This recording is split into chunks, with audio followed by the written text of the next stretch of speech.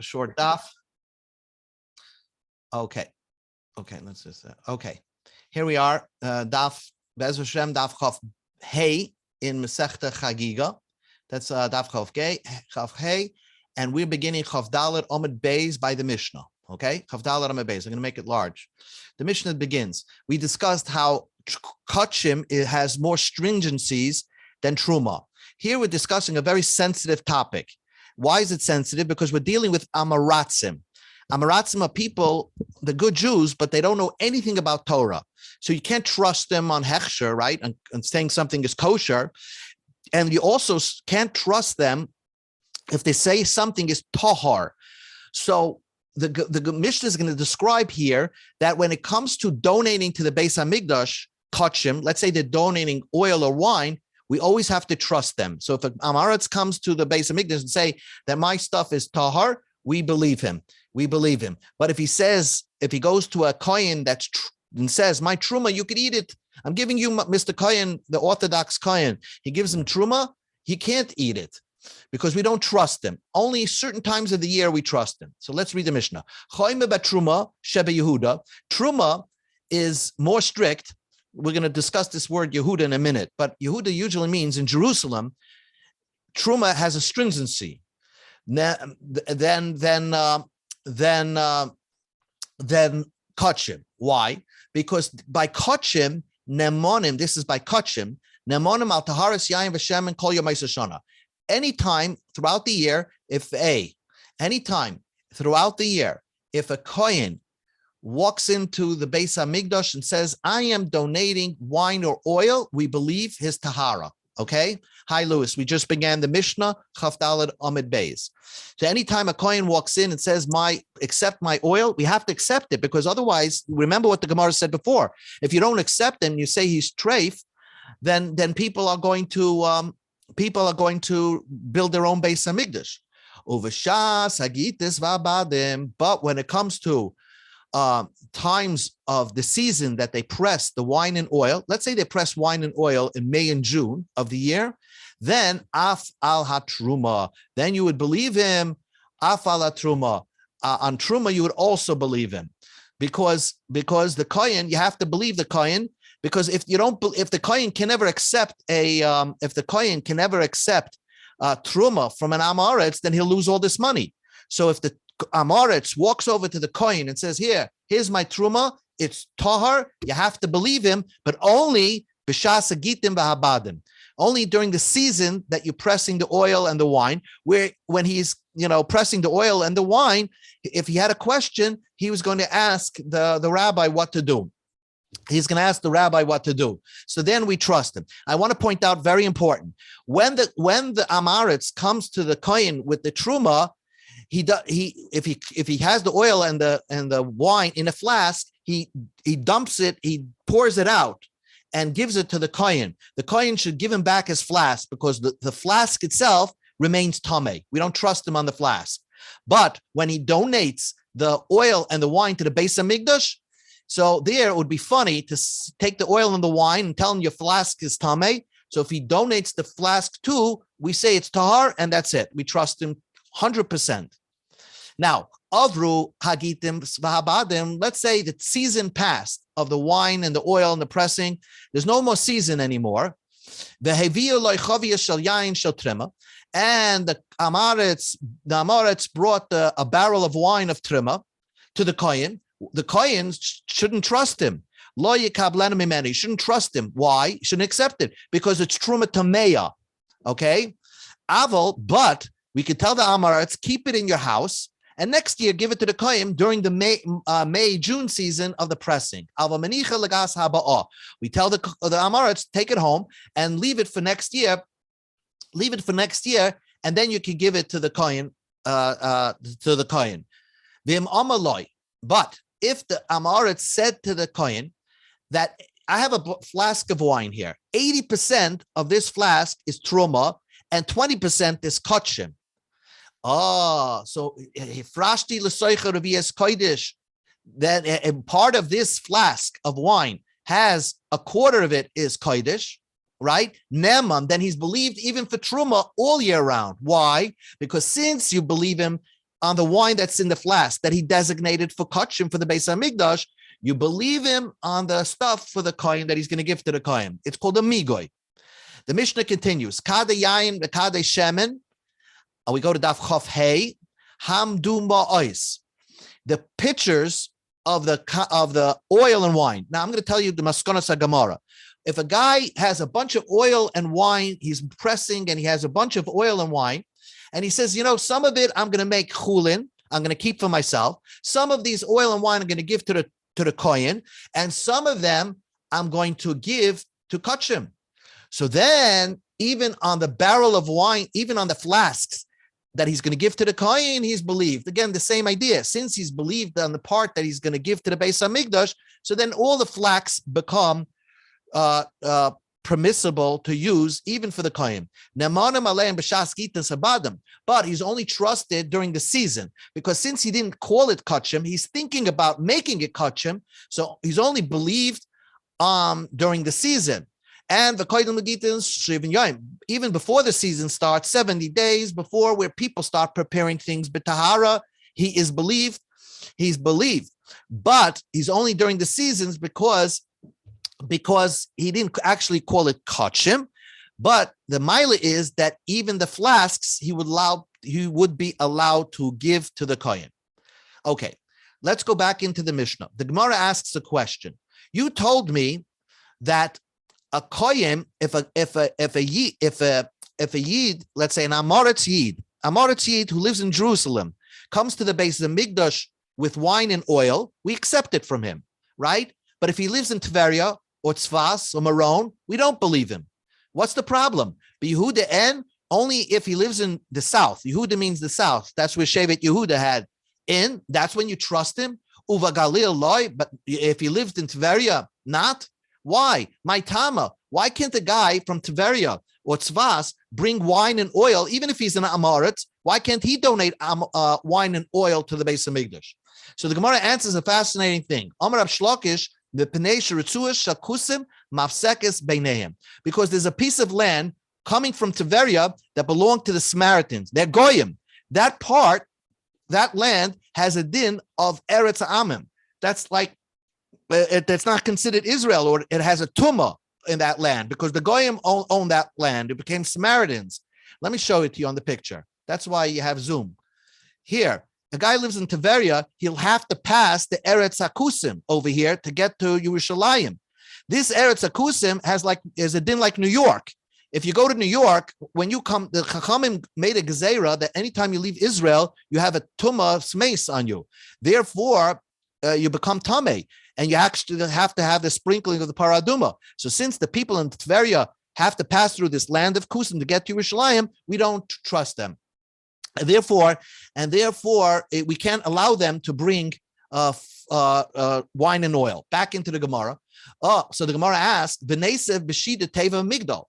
Why can't they bring it in a enclosed box through the land of the Kusim? Let's see what that picture looks like. Here's the picture: shida, teva, or migdal. These are the pictures of a shida. If you bring it in this, it's like its own oil for itself. And therefore, why can't we allow the Amaretz to bring the wine and oil in these boxes traveling from Tveria to Yerushalayim? So the Gemara says, Hamani Rabbi. That goes according to Rabbi. The Amar, who says, oil zaruk lav shmei oil. If oil is movable, it's not called an oil. The Tanya, we learned in the Brisa, Nichnas la'eretz o amim. A person goes into outside Israel, chutz la'aretz, b'shida v'teva v'migdal, even with a box, he has his own little oil, like a airplane. Rabbi Matami. Rabbi says it's Tami, it doesn't work. Rabbi Yossi, Rabbi Yehuda Matar. Rabbi Yossi, Rabbi Yehuda says it's tar. So this Mishnah says that it wouldn't work because it goes according to Rabbi that holds that carrying in this box through the Eretz Amim still would make you Tami. So the Gemara says, let him bring the wine and oil in a earthenware vessel that's totally sealed. And if it's totally sealed, it shouldn't be Mekabel Tumah. So the Gemara says it still is the Tabel Tumah. It still would accept. Says the Gemara, Amar Rabbi Lazar, Shoinin. We learned Ein Hektish Nitzom Betzamet Pasol. Hektish is not saved just because you seal the klicheres. It wouldn't work. It wouldn't work. And that's why there's no way to bring wine and oil from Tveria to Yerushalayim without passing the Eretz Kusim, this Samaritan land. Vatanya, we learned in a Brisa, says the Gemara. Wait a second. Only if you're dealing with carbon, with the paraduma, that doesn't, summit pasul doesn't work. My love, why don't you say ha kodesh nitzel? By kodesh it would work. And says the Gemara, loy, not so. Ha mayim sheinim mikdashim nitzel b'tzon pasul. Waters that you didn't put the afer para would work with this idea of putting it in a sealed flask. But kachim, wine and oil that you're donating to the Beis Hamikdash, even if you would seal the flask, as long as you're carrying it over the Eretz Kusim, it would not work. And therefore, there's no way to bring wine and oil from Tveria to Yerushalayim without having it become tamei. So the Gemara asks one final question. Ula asks, Chavraya medakan begalila. But there was a whole group of people in Galil, in the north, Tveria Tzvas, and the Gemara says that they would prepare pure wine and oil with the intention of bringing it probably to the Beis Hamikdash. There was a factory producing wine and oil in the Galil, presumably for the Beis Hamikdash. So the Gemara says, no, it wasn't that they brought it to the Beis Hamikdash. Manichem, they left it there. And they're waiting for Mashiach to come. When Eliyahu Navi will come, he will show them on the map that there's a way to go from Tveria through the Eretz Kusim in a place that will get you to Yerushalayim without having it become Tamei. And therefore, that's what the people in Tzvas are very into Mashiach. And therefore, they had the wine and oil prepared, and they're waiting that the Beis Hamikdash to be built, and then they're going to find Eliyahu who's going to tell them how to bring it from Tzvas and Tveria to the Beis Hamikdash without having it become Tamei. The Gemara says, "V'shas hagitas nemonim afal truma." We said that the coin is believed also on truma during the season. For the Gemara, are they always believed during the season? Uraminu, I'll ask you a question. A guy who is an amaretz who's finishing up the pressing his olives, he shouldn't do the whole thing. He should call in a kohen and say, listen, you don't trust my hechsher. You finish off the pressing of the olives and take that last box as your present as truma. So we see from there, the fact that he has to call in a kohen to give the hechsher implies that we don't trust the amaretz if he tells us it's kosher. And how does our Mishnah say that we always trust the amaretz during the season? So the Gemara answers, you're right. Rav Nachman leikash, it's not difficult. Becharpe, our Mishnah is talking about it's the season. You're pressing on time. In that case, then the brisa is when you're calling the kohen, the poor kohen to take over. Ba'afli, it's you're doing it after the season. After this, most of the season is gone. So then you don't trust the amaretz anymore, and therefore he has to call in another Baal Rav Hamachshir to give the hechsher, and therefore that's why it didn't work over there. Give me an example of somebody. Rav Avda bar Ahava said to Rav Nachman, who's an example of somebody that doesn't press during the season? So Rav Nachman answered, go like your father Ahava probably had olives, and he always pressed very late in the season for whatever reason. And therefore, his is a perfect example that had he been an Amaretz, your father, we wouldn't trust him unless he brought a kohen to finish up the job. Rav Yosef answers the difficulty between our Mishnah that says you trust an Amaretz and the Brisa that says you don't trust an Amaretz. Begalila Shani here in the north, in Tveria, we never trust the Amaretz. Just like we said by Kachim, we don't trust an Amaretz.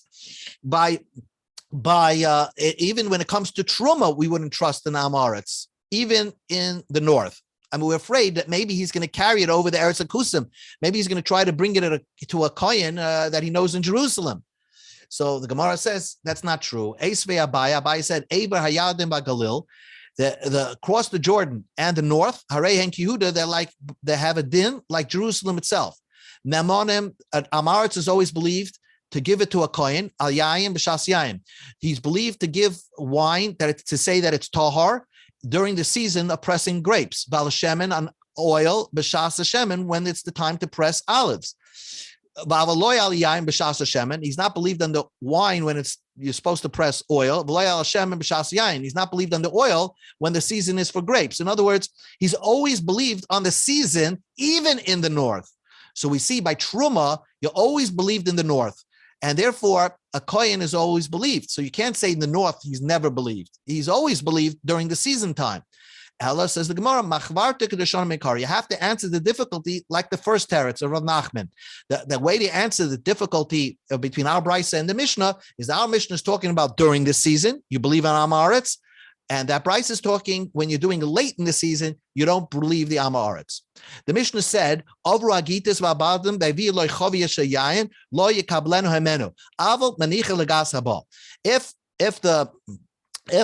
it's past the season, and the Amaretz, we say to the Amaretz, don't give it to the Kohen. He's not going to accept it to you. Hold it in your refrigerator, and next year during the season, give it to the Kohen, because next year season time we always believe you. But if the season passed, you have to hold on to it. Rav Sheshes asked the interesting question. What happens if the Kohen accepted it off season? Now, off season, we assume it's Tameh. Can the Kohen hold on to it to next year? It's in the Kohen's possession. It's in the Kohen's refrigerator. And then during the next season, it's Tahor again. So would you allow the Kohen to hold on to it? And we trust that the Kohen is not going to use it while it's Tameh during the year. He's going to save it till next year. So this was the question they asked Rav Sheshes. Amalhu, so Rav Sheshes answered, Tanisa, I have a brisa that says that you shouldn't do that. That you shouldn't do that. So the Gemara says like this. What is the brisa? We go to Chavhei on the base. Chavev Amaretz Yarsha Zavian Amaretz. Let's say you have a Chaver and an Amaretz. Their father, the Kohen Amaretz, died. A Kohen Amaretz died. He had one son. He sent him to Koilel, that is in Chaver, and one son is an Amaretz, and they all inherited their father's property. And now there's some wheat. Now there's two types of wheat. One wheat that they're inheriting was susceptible. There was water that fell on it. It became susceptible to tumah. The other wheat did not. So we say like this. The chaver could tell the Amaretz, Tul at chitin shebamakom plini. You take the wheat in this place. Vani chitin shebamakom plini. I'll take the wheat in this place. Tul at the yain shebamakom plini. You take the wine in this place. Vani yain shebamakom plini. I'll take the wine in this place. In other words, I'll take what I think is kosher that doesn't the chitin that didn't have tumah, and I'll eat it. It's truma. And you take the chit in that place, I don't have to worry about it, because we always assume that when the father died, it was evenly split. So it's pre-understood what I was going to inherit. And therefore, I could say this chitin is mine and that wheat is yours. And that's it. And I'm not concerned about causing you to sin to eat truma tameya, because I'm not exchanging anything with you. I'm giving you what always belonged to you, my brother Amaretz. Aval lo yomelai, the chaver should not tell the brother, tulat alach vani yavish. You take the moist stuff, vani yavish, I take the dry. Tulat achitim vani sa'orim. You take the wheat and I take the barley. In other words, it's two different items over here, so it's all mixed up. So then you can't say it's predetermined who's going to get what. You really have to divide it. And therefore, it's almost like exchanging. The chaver is telling it's exchanging with his brother, the Amaretz, what really belonged to him. He's giving to his brother, the Amaretz. And it comes out that he might be giving his brother truma that is tameh. So therefore, that you shouldn't do. Vitana law and another brisa explained this brisa. When he takes the items that became susceptible to tumah, he shouldn't keep it. He should burn it right away, get rid of it. And he could keep the dried ones that did not become susceptible to tumah. So we see from here that he inherited what's presumed to be tameh truma, and we tell him, you got to get rid of it right away. So the Gemara asked, why can't he save it till next year? And next year, we trust every heksher. So next year, he will be able to eat it. Why does he have to get rid of it right away? So it must be that you can't hold on to it for the year. Once the Kohen received off-season truma, he can't hold on to it. Answers the Gemara, not necessarily. The reason why we tell the Kohen Chavis Cyrus is bedavar she'ein lo gas, something that has no season to it, that you never trust the Amaretz, like beer. Rashi says, like date beer. It doesn't have a season. You can make date beer all year round. And more importantly, more importantly, since you can make date that you don't burn it, you just get rid of it. That's what soyrif means. So the Gemara says, "V'yanechenu l'regel, leave it for Yom Tiv." Every Amaretz is believed on Yom Tiv. Let him hold it at least to Yom Tiv, and then it'll become kosher. So the Gemara says, "B'dova she'enim mishtama l'regel." It's talking about something that you can't keep it till Yom Tiv. You can't keep it till Yom Tiv. So therefore, we tell the Amaretz to get rid of it right away. We'll do one more piece of Gemara and then we'll stop. If the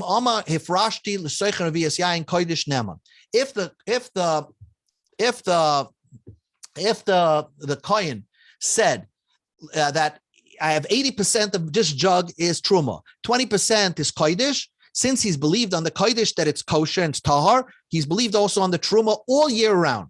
Tanan Harson, we learned another Mishnah. A guy is coming to Beis Hamikdash to bring his carbon Pesach, right? And he comes across a field that might have fragments of bones in there. So we trust him that he can be careful to walk on that field and not touch a fragment of bones. But if he's coming to eat truma, right? So we don't trust him, because when you're coming to do the carbon Pesach, you only have 1 day to eat carbon Pesach. So therefore, we trust your method of bedika, we trust that you're going to be so careful not to touch a bone fragment. But if you're coming to eat truma, as soon as you cross this field, even if you said I didn't touch a bone fragment, we don't trust you. You have to have the paraduma and you have to go to the mikveh. My boitkin, how do you check out this field? And this is called a Beis Pras field. How do you check that out? How do you determine that you're not touching a bone fragment? You have to blow. Imagine you have a fan and you blow the earth away and you see if there's no white pieces over there, there's no bone fragments, and that's how you walk and cross this field. Okay? And how did this bone fragment end up in the field like this? Because it's talking about a Beis Pras, is that there was a cemetery here, and then somebody just plowed over it, and now the bone fragments spread across the field. So you can blow your way and make your way through it.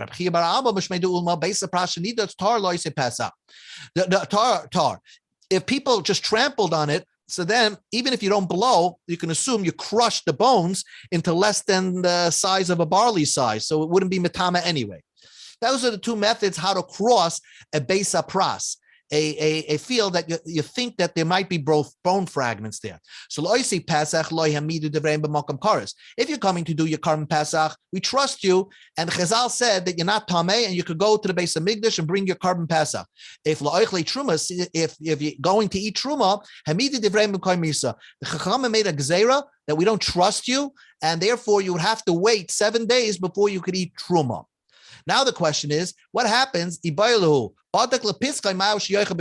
Gemara's question is that if you check the person and he was going to bring his carbon Pesach and he brought his car and he went through this field, so you trust him for Pesach. So would you now trust him, since you trusted him for Pesach, could you now trust him to eat the truma? Because you used his hechsher, in other words, for the carbon Pesach. So now would he be allowed to eat truma? So Ula Amar, if we trusted you for your carbon Pesach, right away after your carbon Pesach, you don't have to wait 7 days, you can eat your truma.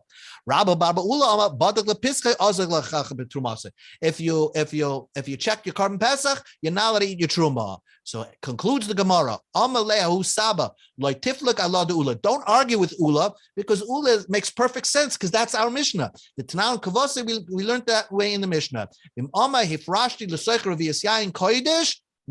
a person said that I have kochim in this barrel, right, along with truma, so since you're believing him all year for the kodesh, then we'll believe him for the truma as well. Amma midahem and kodesh. Since we believe him a kodesh, mehem and truma, we believe him for the truma. Hachanami midahem and pesach. Since we believe him when he crossed here that he didn't become tamei, we trusted his bedika that he didn't become tamei crossing with the bone fragments for the carbon pesach. So right away, mehem and truma, we believe him for truma. Okay, we're going to leave this Gemara for tomorrow. I mean, we have plenty of time. And I have a quick question, if you don't mind. Yeah. Regarding a couple of paragraphs back, regarding what Rebbe said about transporting oil and wine through Eretz Akutim. Yeah. He mentioned specifically that he said that if it's moving around, Right. you can't trust it. Is that because of the tefach problem? No. This is a tefach by tefach, and it's everything. It's just that it's a gzeres akasav that since you learn most oil in the chumash were tents that stayed stationary. Mhm. So therefore, even though these are look at the pictures, these are big boxes. Sheet is a chest, the armoire. Still, since you're carrying it, it wouldn't work. So the moving around part is the fact that the oil has to be stationary. Is that what you're saying? Yes, the oil has to be stationary. Nothing to do about the distance of the actual item from the top of the oil. No. Okay. Good night, everybody. Good night. Good night tomorrow. Bezos Hashem. Good night.